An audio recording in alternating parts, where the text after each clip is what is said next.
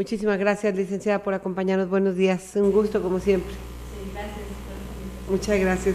Al licenciado Emanuel Rodríguez, psicoanalista, a quien le agradezco muchísimo.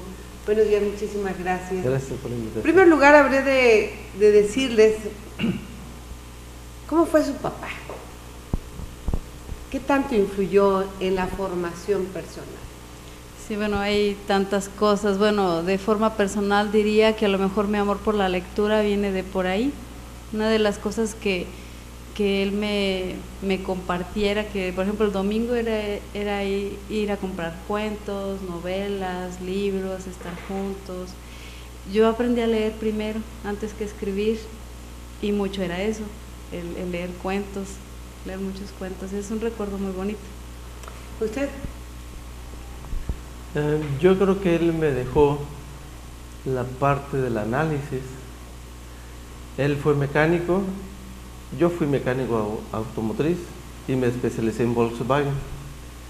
Y entonces yo creo que la influencia del deseo de parecerse, él nunca dejaba un carro sin arreglar, siempre iba y buscaba y era muy minucioso en esos aspectos. Pero bueno, no se me dio a mí y sin embargo se me da la cuestión del análisis, ser minucioso en otros aspectos de la vida, y yo creo que eso a mí me dejó una enseñanza muy grande, el nunca ceder en el arreglo o en el ver el objetivo, siempre estar buscándole una solución a las cosas. Yo creo que es una cosa importante. Él no estuvo estudios, yo creo que llegó hasta si más no recuerdo, hasta la primaria, y creo que reprobó ciencias naturales porque no le gustaba. Pero sacó la primaria en el sistema abierto, pero siempre estuvo detrás. Y entonces yo creo que esas cosas, siempre nos decía, tienen que ser mejor, y yo creo que eso es, hoy por hoy, es una enseñanza, ser mejor, ¿no? Y yo creo que intentamos ser mejor en cada uno de los lugares que estamos. Hay diferentes tipos de papá, podemos distinguir varios. En su área, ¿qué cree que influya? ¿Cuáles sean las diferencias, las grandes diferencias? ¿Y cómo marcan a un hijo? ¿Hasta los cuántos años lo marcan? ¿Verdad? Hay etapas en donde es definitivo la presencia o si no la ausencia de un padre de familia, si es tan amable. Yo pudiera mencionar a Joel Dor, es un psicoanalista que él dice, si la presencia física no existe, no es importante tal cual, lo importante es la presencia y cómo se forma el padre interno simbólicamente, que ese es lo más importante. Porque un padre afuera puede funcionar de mil maneras y no necesariamente es el padre que llevamos internamente. Entonces, pensar en las clasificaciones de los padres, ciertamente yo pensaría más bien en cómo ese padre simbólico nos está marcando y nos está llevando a realizarlo, bueno, como la enseñanza de ser padre, la transmisión de ser padre. Y yo creo que aquí, una vez más, lo siento mucho, pero la mujer también influye. Dejar al papá ser papá o no. Sí, ¿no? sí, Y entonces, tiene razón. ¿Cuántas veces no les permitimos, verdad? Entonces el papá quiere instruir, quiere corregir, quiere enseñar algo desde su propia paternidad y resulta que la mamá no lo deja, o no quiere, la abuela, el tío, o quién sabe quién. Entonces yo creo que hay que darle oportunidad a los papás de ser papás de su propia trinchera, de su propia enseñanza. Yo creo que un buen papá es aquel que corrige fuerte, con amor, y que logra ser sensible a este ser humano que está chiquito o que está grande y que logra escucharlo. O sea, el papá tiene que saber escuchar al hijo. Si no sabe escuchar al hijo, yo creo que se está perdiendo ahí la paternidad, porque la paternidad... ¿Los primeros 7 años? Yo creo que dicen en el psicoanálisis que hasta los 6 años se forma el aparato psíquico, la constitución del aparato psíquico, más o menos, o ya está. Yo creo que el gran esfuerzo de los padres es ser o dar en los primeros 5 o 6 años lo mejor. Después de ahí ya vienen como las capas de la cebolla. Nomás por encima. Ya vienen otras cosas. Lo que se forma es entre los 0 a los 5 o 6 años. Licenciada. Sí, bueno, yo creo que un padre siempre es un punto de referencia muy importante, esté o no esté, será un punto de referencia. Por ejemplo, si está ausente es algo que siempre se va a buscar de forma sustitutiva, o de otras formas, se va a reflejar que falta ahí esa figura de una u otra forma. Eso sí, cada quien lo procesa de manera diferente, ¿sí?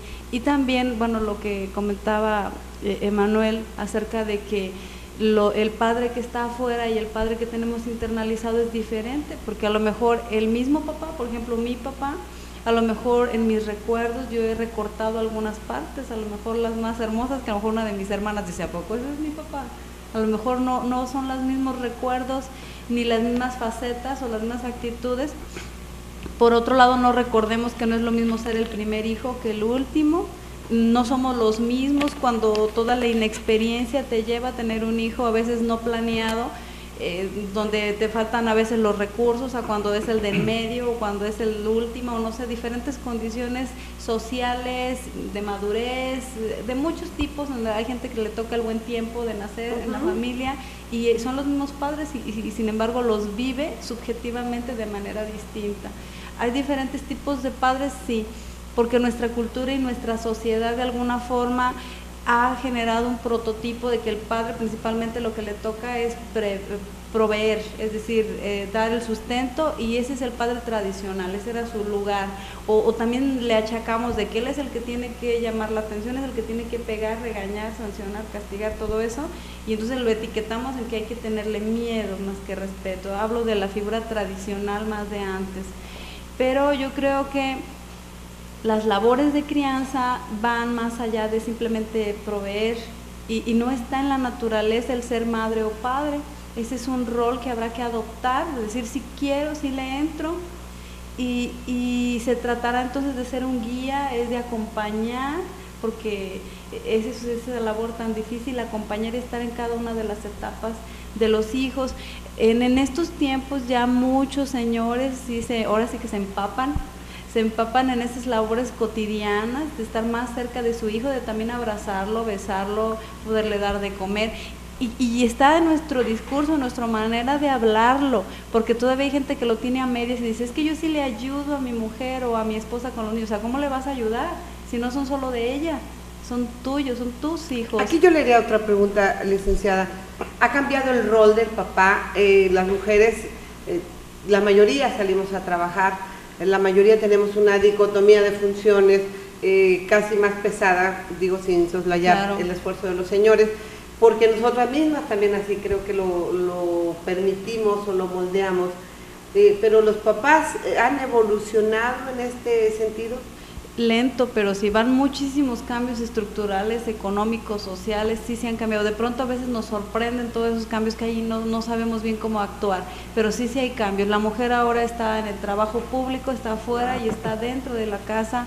Muchos padres también, aunque a veces todavía no saben si hablarlo o no hablarlo, si les corresponde o no, si es bien visto o no, pero creo que sí vamos avanzando un poco. Yo con gusto he visto ahora padres jóvenes que van con sus bebés o sus niños en la calle, su pañalera, no pasa nada, sí, se organizan. Impensable, ¿no? Ah, claro, entonces de decir, o sea, es mi momento de ser padre, y no es de que yo le ayude, o sea, es mi hijo, mi hija también. Por supuesto hay gente que también no puede asumir ese lugar y se da un abandono, que a lo mejor lo único que pudo ser, el deseo de ser padre le duró poco, solo para engendrar ese hijo, y no pudo con más. Indudablemente tiene que ver su historia, tiene que ver su propio deseo de entrarle o no entrarle, porque un hijo planeado o no planeado siempre genera ondas en nuestra vida, muchísimos cambios, nos remueve totalmente. Entonces, licenciado Emanuel, ¿usted considera que en este cambio que se va dando en la sociedad, del trabajo, del papel que juega un papá, también se ha dado un cambio en las mujeres? Las mujeres tenemos más vida social, tenemos más libertades, a veces libertinajes, y también hay maltrato a hombres que se atreven menos a decir, que también yo creo que ustedes en el DIF deben de conocer casos en donde la mujer utiliza al hijo para manejarlo, para tratar de manipular la relación, que me dé más dinero, que me dé más cosas materiales, y si no te cobro con tus hijos, no dejándotelos ver. ¿Cómo es este papel? ¿En dónde quedan los señores? La pregunta es muy profunda, es muy grande de responder. La primera parte de la pregunta yo la pensaría en que yo me pregunto si estaremos cuestionando la homosexualidad, inclusive, ¿no? En los hombres o en las mujeres. El cambio de los roles del hombre, en última instancia, la sensibilización que tiene hacia el ser padre, me regreso. Padre en el griego es pater, que tiene la connotación de guía, lo que decía Magda, de estar guiando, no es de posesión mío, es de guiar. Y entonces, ese es en el griego. Entonces, cuando hablamos de cambio de rol, y yo me atrevo a decir, cuestionamos la sexualidad del hombre por ser sensible ante los hijos. Anteriormente el hombre no se permitía esto porque eso se cuestionaba. El hombre no puede sentir de esa manera con otro hombre. Esos son los fantasmas de los hombres que están apuntando o que están, ¿no?, punzando la homosexualidad, y viceversa, la mujer también los tiene, nada más que la mujer se ve diferente. Y entonces cuando llegan al punto en el DIF, ciertamente, de usar al hijo para poder negociar o para poder manipular, se pierden los roles. O sea, no existe la paternidad o la maternidad, existe la competencia, existe la rivalidad, existe el poder, existen otras cosas, menos la guía o menos la parte de poder estar guiando a ese hijo, que en última instancia va a ser un síntoma de los padres, ¿no? Entonces, ¿por qué no lo apoyamos a que este hijo sea una semilla que pueda dar un buen fruto? ¿No? O sea, perdemos eso de vista y nos convertimos en todo menos en guías. ¿Sí? Entonces yo creo que el DIF tiene un trabajo enorme y un trabajo sumamente delicado en poder convertirse en guía, en orientador, ¿no?, vocacional, casi creo que del padre. Por eso hay programas que tienen que ver con la escuela para padres, enseñarles y retomar la paternidad. ¿Qué es eso de ser padres, no? Yo creo que sí se ha perdido y sí se han confundido los roles.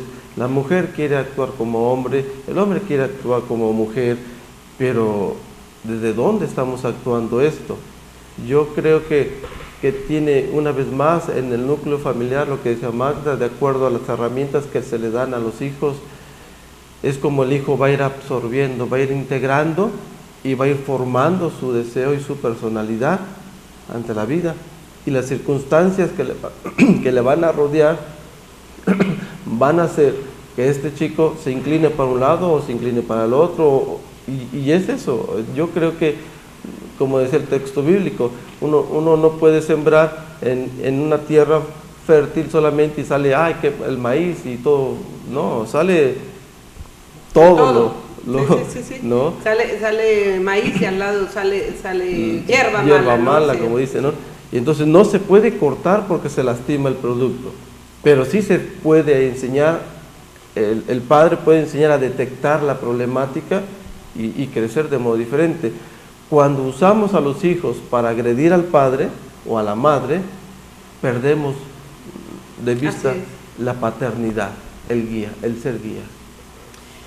Bueno, esto no se trata de una receta, no se trata de dar recetas, porque esto está muy complicado, ¿verdad? Y cada ente, cada ser humano somos diferentes, las circunstancias son diferentes, y repito, no es como 2 más 2, siempre será 4. Pero, ¿qué podrían ustedes sugerirles a los papás, a las mamás papás, a la familia, para ayudar a tener mejores papás, para que haya mejores hijos? Sí, efectivamente no hay recetas, pero también creo que es responsabilidad de la psicología y de todo el campo de la salud mental hablar de algo que por mucho tiempo ha sido tabú y que es la salud mental. El hablar de una persona más o menos sana tiene mucho que ver con sus orígenes, con su raíz. Claro que hay algo de genética, pero un niño, para poder crecer sano, para desarrollar su personalidad sana, necesita dos figuras. No puede haber una mamá, papá. Esa es una fantasía de que sola yo puedo y de que yo soy mamá y papá. No, necesita las dos figuras, que a veces me tendré que enfrentar con el destino de un padre ausente, con un padre que no puede ser mi padre, y tengo que aceptar esa realidad y tengo que elaborarla y procesarla. Eso es lo que me ha tocado vivir. O incluso una mamá que no puede darme la protección que necesito. O sea, nos tenemos que enfrentar a esas realidades y trabajarlas. Pero un niño mínimamente necesita ser tratado con dignidad. Necesita, de dignidad me refiero a que por lo menos en su vida llegue a tener, decíamos, la protección, la guía, pueda tener momentos gratificantes, de sentirse protegido, sentirse querido, de evitar por lo menos la miseria en la que viven muchos niños, y no me refiero solo a miserias económicas, me refiero a calidad de tiempo, a la mirada, al hablarle. Hay niños, ¿cuántos niños hay a los que no se les habla? Todo el mundo habla acerca del niño, pero nadie le habla al niño, de mirarlo, de hablarle, de guiarlo, desde que está pequeño. No son muebles ni son seres que no comprenden mucho, son seres más emocionales, que a lo mejor no tienen el mismo desarrollo cognitivo que nosotros, pero sí tendremos mucho que hacer esa labor, o dejarlos llorar por muchas horas porque crees que el niño te quiere manipular. Yo creo que nuestra responsabilidad en el campo de la salud mental es hablar de estas cosas que a lo mejor así no las transmitieron, así pensaban que debía ser, pero que sí podemos cambiarlo. No existe un libro, no hay una receta, no existe un padre ideal ni perfecto, ni madre perfecta, pero sí existen muchas formas de ser un padre mejor. Hay que buscar asesoría. Claro que sí. Conclusión para usted. Digo que no es mágico, no es una receta, sí es complicado cuando hay padres ausentes, cuando no se tiene una figura desde siempre, pero que se quiere ser mejor. Yo sí creo que las figuras están. Una vez más, el que el padre biológico esté presente o no, no significa que no exista una figura. Esa figura la va a representar el abuelo, el maestro, alguien que tenga una personalidad y que el niño se va a identificar y la va a asumir. Pues eso es importante, no estamos solos. Hay que saber qué modelo inclusive les acercamos, ¿no? En caso de un papá ausente. Claro, y entonces el hijo es inteligente. Yo creo que todos los niños son inteligentes y saben identificarse, saben buscar. Pero hay niños que se identifican con, hoy por hoy, los juegos de internet y demás. Hay un personaje o hay personajes que se identifican y el padre está afuera. Y no solamente, y aun cuando esté presente, y aun cuando les habla a uno. ¿Por qué? Porque es tan fuerte el medio de comunicación o los juegos estos que sí enclaustran. Y casi me atrevo a decir que pueden hasta omitir la presencia de otros. Estamos comunicados en las redes sociales y demás, y yo creo que no es así. Perdón, a lo mejor mis hijos me van a regañar. En la casa mis hijos no tienen celular y no tienen Facebook. O sea, no tienen esos tipos de juegos o ese tipo de comunicación. Lo siento. Yo creo que estos tipos de cosas tienen ciertas edades para poderlos usar. Tienen que tener responsabilidad de poderlos usar. Poder discernir, claro, inclusive. Eso me toca a mí. Y aun cuando sea el papá más malo del mundo, les prohíbo. O sea, ¿por qué? Porque yo sé que esto enajena y esto lo lleva a uno a perderse en la red. No, por eso es una red, es como los peces que avienta uno la red y del que se atrapa, y hay otros que no. Entonces yo prefiero, hasta donde yo como papá puedo apoyar a mis hijos no dejándolos atraparse en este tipo de redes, yo creo que estoy haciendo un poquito mi trabajo, enseñarles, ¿no?, que hay otros caminos que se pueden divertir, que se pueden, otros que se pueden evitar. Entonces, ser un papá, aconsejar o qué decirle a los papás, por ejemplo, que era la pregunta. Yo creo que el papá antiguo, moderno y el futuro tiene que saber escuchar y tiene que tener por lo menos 5 minutos diarios, escuchar y ver y preguntar lo que no se pregunta en la escuela, en la casa, porque los papás no preguntamos. ¿Sí me explico? Sí, solamente, sí, hola, sí. ¿cómo estás, hijo? ¿Cómo te fue en la escuela? ¿Cómo estás? Sí, por eso ya saben una Automática. respuesta.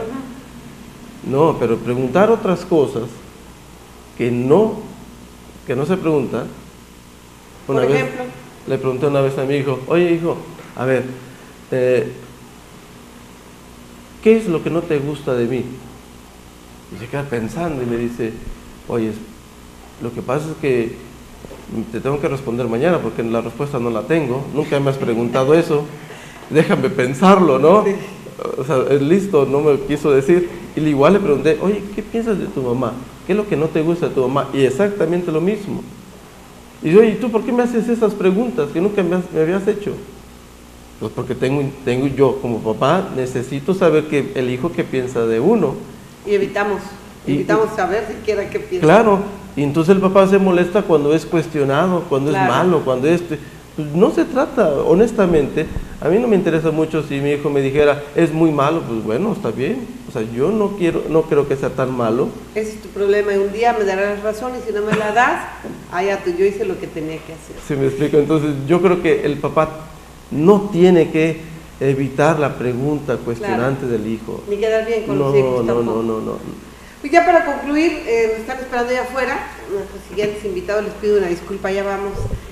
Quisiera, licenciada, inclusive usted, independientemente del gran trabajo que realiza en el DIF municipal, pertenece al Colegio de Psicólogos de la Zona Media, que estamos de plácemes, 10 años ya, ¿verdad? Sí. 10º aniversario y todavía quedan actividades pendientes. Rápidamente, por favor. Sí, bueno, en este 10º aniversario pues hemos estado haciendo varias actividades. Una de ellas, bueno, tenemos ahorita, justamente hoy es el segundo módulo del Diplomado Internacional de Actualizaciones Clínicas. Y bueno, para el público en general, la siguiente actividad es ahorita en julio, es sobre cuerpo, emociones y alimentación. Este es a cargo de la maestra Norma Ríos y tiene una invitada, una nutrióloga, que va a estar muy bien, es el 9 y el 10 de julio. Tenemos otros talleres, hay otro que es acerca del manejo del duelo, es el valor de dejar atrás las relaciones pasadas, es a cargo de la maestra Lupita Bueno. Sí, esa va a ser el 16 de septiembre. También tendremos por ahí un taller para parejas de última oportunidad. Este taller lo tenemos programado para diciembre. Ese es para el 4 de diciembre. Y bueno, hemos tenido otros talleres por ahí que ya nos han hecho el favor de estar difundiendo. Y bueno, invitamos a todo el público que se acerque con nosotros. Quienes deseen participar, temas muy interesantes, estaremos puntualizándolos posteriormente también, cercano a la fecha. Quienes deseen participar, ¿a dónde o con quién se comunican? Sí, en la sede del colegio, ahí con Norma Ríos, es en Aldama. Aldama entre Madero e Hidalgo, en una planta alta, no me recuerdo el número, pero bueno, ahí es muy conocido. Sí. Así que por ahí estaremos. Muchísimas gracias. Muchísimas Algo gracias. para concluir acerca de los papás. Bueno, pues yo creo que, como decía Manuel, no tener miedo de reconocernos incompletos. Nosotros no vamos a poder ser ni la mejor mamá del mundo ni el mejor papá del mundo. Yo creo que es estructurante para un hijo darse cuenta que uno también se equivoca y que a veces también le puede ir mal. No atentar contra la inteligencia de los hijos y decir sí, todo está bien o no pasa nada o no aceptar, aunque es evidente que nos hemos equivocado. Yo creo que se vale ser un papá o mamá de carne y hueso. Lo importante es el compromiso, el amor y estar ahí. La presencia, bueno, hablaban de las redes sociales, yo creo que eso solamente sustituye nuestra ausencia, es decir, ¿por qué mi hijo se mete tanto a esas cosas? No estoy ahí, realmente si le quito eso, ¿voy a estar ahí? ¿Qué tanto juegas con tus hijos? ¿Les acompañas? No todo es decir no, hay que dar alternativas, hay que compartir con ellos, hay que acompañarlos, hay que descubrirlos. Entonces es el tiempo de calidad con los hijos. Que se les da a los hijos. Muchísimas gracias, licenciada Magdalena Hernández Cerda. Gracias por habernos acompañado. Para concluir, si es tan amable. Yo Yo quiero tomar un texto bíblico que dice, honra a tu padre y a tu madre. Yo creo que en ese honrar, el hijo, necesitamos hacerlo, porque esa es una ley que nos va a permitir al ser humano formarse y detenerse ante las situaciones adversas de la vida. Si no tenemos una ley, un orden, nosotros mismos nos vamos a desbordar y nos perdemos en el mar, ¿no? Yo prefiero tener un charquito y bien resguardado a tener un gran mar y desbordado. O sea, yo creo que debemos honrar y debemos estar cerca de los hijos.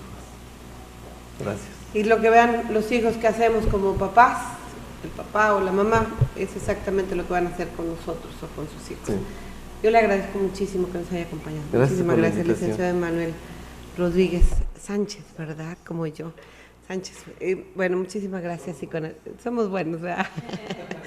Muchas gracias. Voy a mensaje, no le cambie. Ya está aquí, Patronato de Ferere 2015. No le cambie.